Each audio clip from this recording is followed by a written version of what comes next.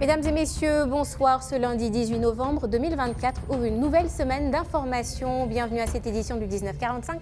Voici le sommaire de ce journal. Entrepreneuriat féminin, plus de 200 millions de francs CFA pour 163 femmes. Cette initiative gouvernementale est effective. Les détails dans un instant. Drame à Yopougon, 2 fillettes de 6 ans ont été abusées par leur répétiteur. Ce dossier est suivi de près par notre rédaction. Il sera développé dans un instant. Enfin, on parle de Miss France 2025. Les 30 candidates sont en terre ivoirienne. Suivez avec nous le moment Aquaba dans ce journal. Après 2019, 2020 et 2021, la 4e édition de l'entrepreneuriat féminin a eu lieu ce lundi 18 novembre sous le thème « Entrepreneuriat et jeunesse féminine, enjeux et perspectives ». Le ministère de la Jeunesse, de l'Insertion professionnelle et du service civique à travers cette initiative qui s'inscrit dans le cadre du programme jeunesse du gouvernement prévu pour la période 2023 à 2025 réitère l'engagement du gouvernement ivoirien envers la cause des femmes et de la jeunesse en leur donnant accès à des initiatives qui favorisent leur indépendance économique. Les détails de cette journée, c'est avec André Sémian, Ahmed Badini et Félicien Biaouf. Diane Diallo est une entrepreneure spécialisée dans le domaine de la haute couture. Il y a 1 an, elle a repris les rênes de l'entreprise familiale qui existe depuis plus de 10 ans. Récemment, elle a obtenu un financement de 10 millions de francs CFA du Bureau de coordination des programmes emploi BCP Emploi, une entité du ministère de la Jeunesse, de l'Insertion professionnelle et du service civique. Ce financement a été annoncé lors de la 4e édition de la Journée de l'entrepreneuriat féminin et devrait permettre d'accélérer le développement de son activité. Alors là, on fait 200 vêtements par mois. On est une équipe de 12. J'aimerais être très développée en ligne, pouvoir exporter mondialement, parce que qui dit export mondial dit aussi rayonnement de la Côte d'Ivoire. Les femmes entrepreneurs rencontrent de nombreux défis spécifiques qui freinent leur avancement et leur réussite. Parmi ces obstacles, on trouve l'accès restreint au financement et aux ressources économiques, la difficulté d'accéder au marché, le manque de formation adéquat, ainsi que les stéréotypes de genre et les discriminations. Pour contrer cette situation, le programme PGGouv 2023-2025 prévoit un soutien significatif à l'entrepreneuriat féminin visant au total 163 femmes bénéficiaires avec un montant de 219 985 792 francs CFA. Ces bénéficiaires sont formés, financés et suivis pour assurer la pérennité de leurs activités. Elles ont accès à des financements compris entre 100 000 et 1 million de francs CFA pour les activités génératives de revenus, jusqu'à 5 millions de francs CFA pour les micro et petites entreprises. Quant aux entreprises formalisées et structurées, elles peuvent bénéficier d'un fonds allant jusqu'à 50 millions de francs CFA. L'entrepreneuriat féminin en Afrique connaît une croissance notable ces dernières années. Selon une étude de la Banque mondiale, 24% des femmes africaines se lancent dans la création d'entreprises, comparativement à 11% en Asie du Sud et 6% en Europe. Cet entrepreneuriat génère environ 300 milliards de dollars par an, soit plus de 186 000 milliards de francs CFA. La première dame de Côte d'Ivoire, représentée par la ministre Nasseneba Touré, encourage les jeunes femmes du pays à saisir ces opportunités de financement pour favoriser leur autonomie. Pour réussir dans vos projets, je vous encourage à cultiver le sens de l'action et de son utilité, à développer des initiatives concrètes et bénéfiques pour la société. Avec des ambitions mesurées et réalistes, bien sûr. La Journée de l'entrepreneuriat féminin est un mouvement international qui a pour objectif de célébrer et de soutenir les femmes entrepreneurs tout en mettant en avant certains des défis qu'elles rencontrent. Elle se déroule chaque année le 18 novembre. À l'occasion de la Journée mondiale de l'enfance, le 20 novembre prochain, Abidjan s'illumine d'espoir avec l'UNICEF qui célèbre le 35e anniversaire de la Convention relative aux droits de l'enfant. Le pont Alassane Ouattara arbore une teinte symbolique de bleu représentant l'engagement vers un avenir meilleur pour chaque enfant. Ce geste fort rappelle l'importance d'unir nos efforts pour protéger les droits des plus vulnérables alors que de nombreux défis demeurent encore face aux crises humanitaires affectant des millions d'enfants à travers le monde. Mohamed Sen et Karel Dablé. Il est bleu, le pont Alassane Ouattara à Abidjan. Ce bleu éclatant se présente comme un symbole d'espoir et d'engagement. En tant que symbole de protection, il éclaire le chemin vers un avenir meilleur pour chaque enfant. Ce geste lumineux témoigne d'une solidarité mondiale unissant des milliers de cœurs autour de la cause des jeunes générations. C'est un jour d'autant plus historique que ce pont qui symbolise l'émergence ici en Côte d'Ivoire est illuminé en bleu en l'honneur de tous les enfants de Côte d'Ivoire, en bleu pour signifier l'espoir que la Côte d'Ivoire marque sur tous les enfants de moins de 18 ans. En raison de l'augmentation des conflits et des catastrophes, les besoins de l'UNICEF ont atteint 11,10 milliards de dollars américains en 2023. Seulement, à la date du 31 décembre 2023, l'organisation n'avait recueilli que 3,48 milliards de dollars américains pour ses actions humanitaires. De nombreux enfants ont été touchés par ces crises humanitaires, mettant en péril leurs droits fondamentaux en Côte d'Ivoire. Le Fonds des Nations Unies pour l'enfance, UNICEF, a touché au fil des ans des millions d'enfants et de femmes grâce à divers programmes et projets humanitaires, notamment dans les domaines de la vaccination, de l'éducation, de la nutrition et d'autres interventions visant à garantir leur protection. Aujourd'hui, c'est une occasion également de célébrer tous les acquis dans ce pays-là, dans le domaine de la réalisation et de la promotion des droits de l'enfant. Acquis dans le domaine de l'éducation, acquis dans le domaine de la santé, acquis dans le domaine de la protection, acquis dans le domaine de l'eau, hygiène, assainissement. Il y a encore des défis à relever, mais si l'on garde cet esprit d'excellence et d'émergence qui est symbolisé par le pont Alassane Ouattara, nous releverons tous les défis auxquels les enfants de Côte d'Ivoire sont encore confrontés. La Convention internationale des droits de l'enfant, adoptée par les Nations Unies en 1989, repose sur 4 principes fondamentaux: la non-discrimination, l'intérêt supérieur de l'enfant, le droit à la vie, à la survie et au développement, ainsi que le respect de l'opinion de l'enfant. Elle inclut également des droits spécifiques tels que le droit à l'éducation, à la santé, à la protection contre toutes les formes d'exploitation et de mauvais traitements, et le droit à un niveau de vie adéquat pour favoriser leur développement. Et pendant que le monde va célébrer ce 20 novembre la journée de l'enfance, on déplore encore aujourd'hui des réalités tragiques et difficiles que vivent certains enfants. C'est le cas pour Ariel et Inès qui ont été victimes d'abus sexuels au quartier Cité Verte de Yopougon. L'horrible acte qui s'est passé le 7 novembre dernier choque encore les habitants de ce quartier et principalement les proches des 2 victimes. Le principal suspect est en fuite. Le commissariat du 17e arrondissement a donc lancé un avis de recherche. Un dossier suivi par Francis Kofi et Gigi Kay.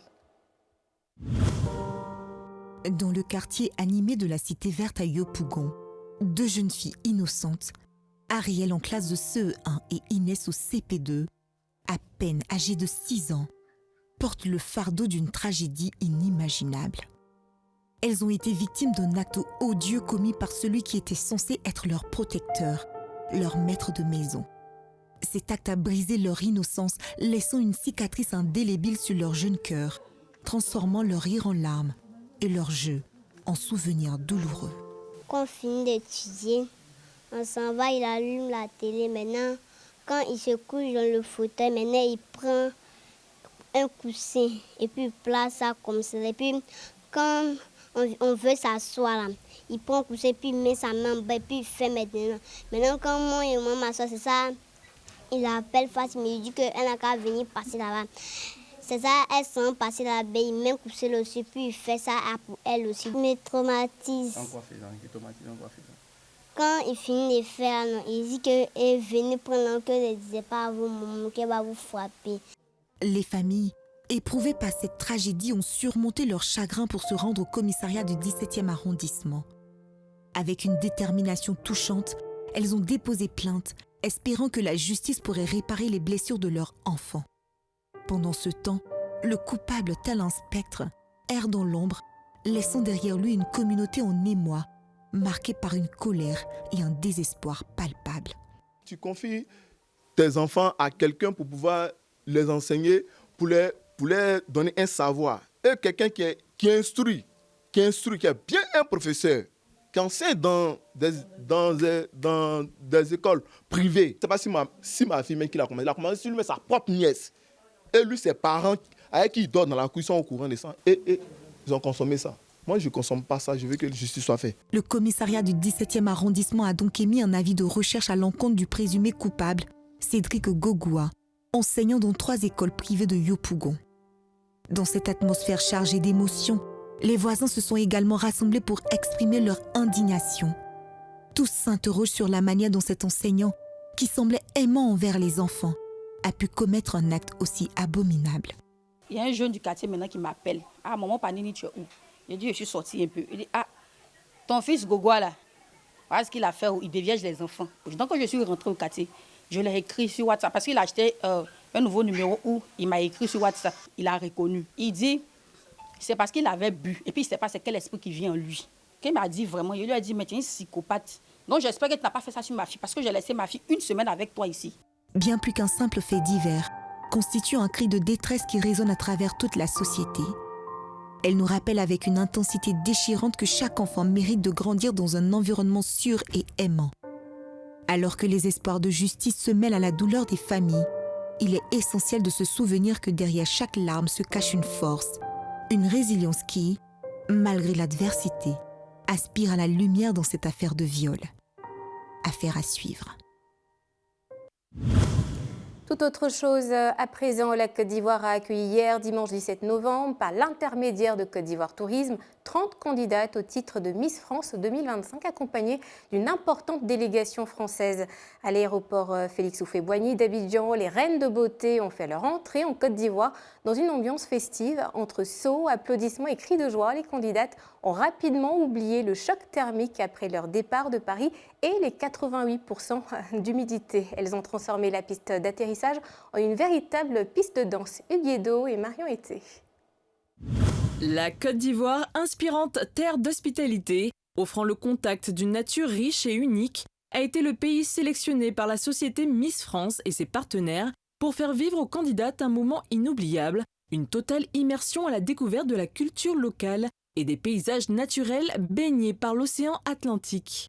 Elles vont pouvoir expérimenter l'art de voyager en prenant le temps de s'imprégner pleinement de la richesse culturelle et historique, tout en savourant les mets locaux des régions durant ce séjour. Les 30 prétendantes ont 8 jours pour se préparer au titre de Miss France 2025.